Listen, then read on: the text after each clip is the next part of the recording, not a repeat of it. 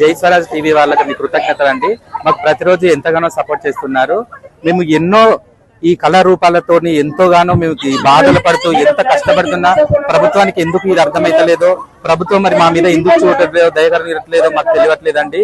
మేము ఎంతో ఇలాంటి కళారూపాలే కాదండి, అనేకమైనటువంటి కళాకృతులతో కళాఖండాలు పిల్లలకు నేర్పిస్తూ ఎంతో జాతీయ స్థాయిలో మొదటి బహుమతులు తీసుకొస్తున్నామండి. నేను పీటీఐ హన్మకొండ జిల్లా హన్మకొండ మండలం గవర్నమెంట్ హై స్కూల్ హన్మకొండలో నేను పీటీఐగా వర్క్ చేస్తానండి.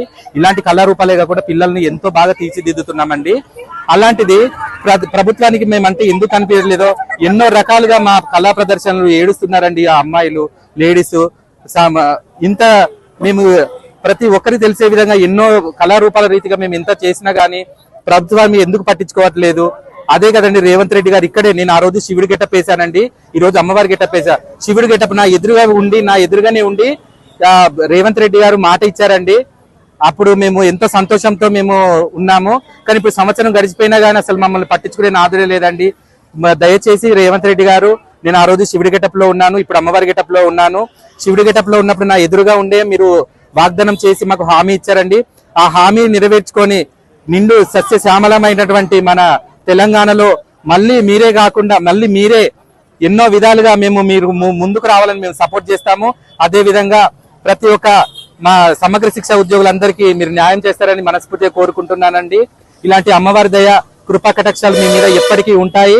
మీరు మాకు మంచి జరగాలనే మంచి చేయాలనే మనస్ఫూర్తిగా కోరుకుంటున్నామండి. ఎస్ఎస్ఏ